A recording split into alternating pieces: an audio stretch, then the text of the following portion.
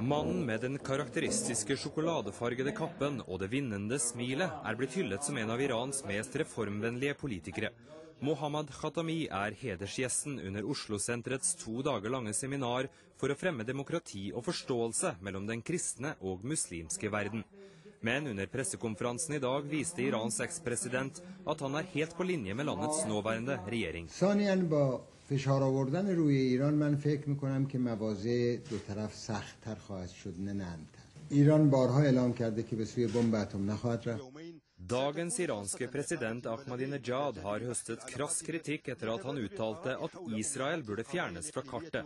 Hans forgjenger var i dag vag da han ble spurt om han var enig.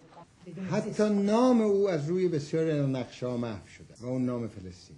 Men da en journalist fra den amerikansk-finansierte radiostasjonen Radio Liberty skulle stille spørsmål om menneskerettigheter, sprakk det for den kappekledde reformisten.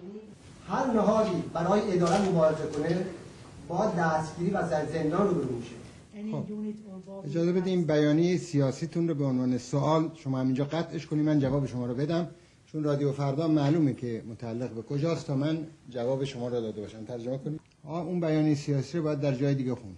Jeg spurte hvis dialog kan løse alle problemer, hvorfor det iranske myndigheter lager ikke noen dialog med iranske forskjellige organisasjoner?